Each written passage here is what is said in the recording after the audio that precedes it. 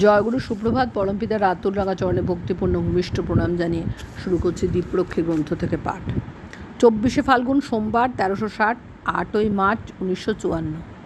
শ্রী ঠাকুর কয়েকদিন যাবৎ সর্দি, কাশি ও জ্বরে খুব ভুগলেন। অন্যান্য দিক ভালো হলেও কাশিটা কিছুতেই কমছে না।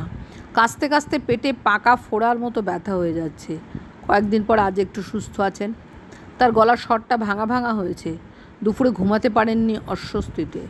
দালানে আছেন অসুখের পর থেকে। বিকালের দিকে একটু ভালো বোধ করছেন শ্রী ঠাকুর। তরুমাকে বলছেন, আজ রাত্রে আবার কাশি না হয়, তাহলেই শান্তি হয়।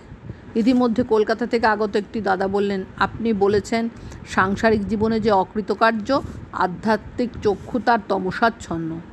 আমার তো তাই হয়ে চলেছে শ্রী ঠাকুর।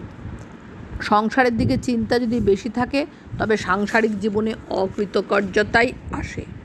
কেষ্টদা এসে বসলেন। আগামী উৎসবের প্রস্তুতি কেমন হচ্ছে সেই সব কথা বলতে লাগলেন। শ্রী ঠাকুর সব আগ্রহ ভরে শুনছেন। পরে বললেন, কয়েকদিনের মধ্যেই সৎসঙ্গ এত ইমপ্রুভ করেছে যে তার কবার না। রাত প্রায় 8টার সময় জগৎজ্যোতিদা এসে প্রণাম করলেন। জগৎজ্যোতিদা, এখন শরীর কেমন লাগছে?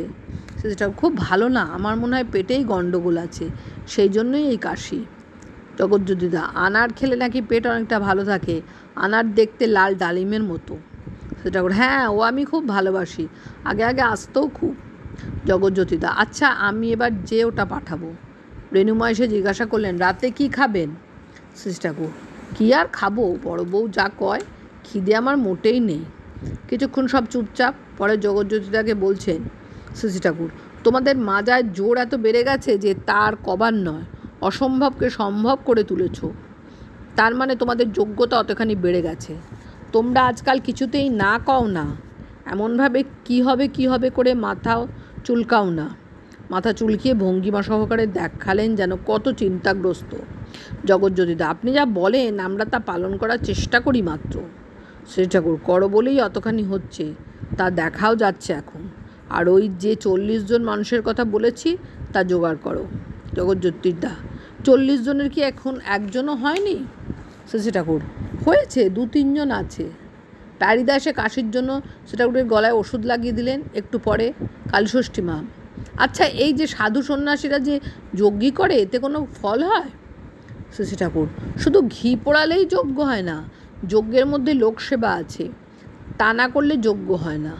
যজ্ঞের সব পুরোহিত থাকে, ব্রহ্মা থাকে, ঋত্বিক থাকে, সেখানে লোক সমাগম হয়, তাদের ওই ঋত্বিকরা উপদেশ দেয়, সেই উপদেশ মতো চললে পরে মানুষেরও ভালো হয়। রমনদার মায়ের জ্বর হয়েছে, শ্রী ঠাকুর প্যারিদাকে পাঠিয়েছিলেন তাকে দেখে আসতে। প্যারিদা এসে খবর দিলেন রমনের মার জ্বর এখন 99 ডিগ্রি। শ্রী ঠাকুর, ওরে একটু দেখো, জ্বর ওরই প্রথম হয়েছিল, ও আমার কাছে এসে বসতো, তার থেকে আমার হয়, তারপর আমার সেরে গেল, কিন্তু ওর এখনও সারেনি। কথা বলতে বলতে রাত 9:30 হয়ে গেল। শ্রী ঠাকুর ভোগের ব্যবস্থা হবে এখন। আমরা প্রণাম করে সবাই উঠে পড়লাম। জয়গুরু বন্দে পুরুষোত্তমম।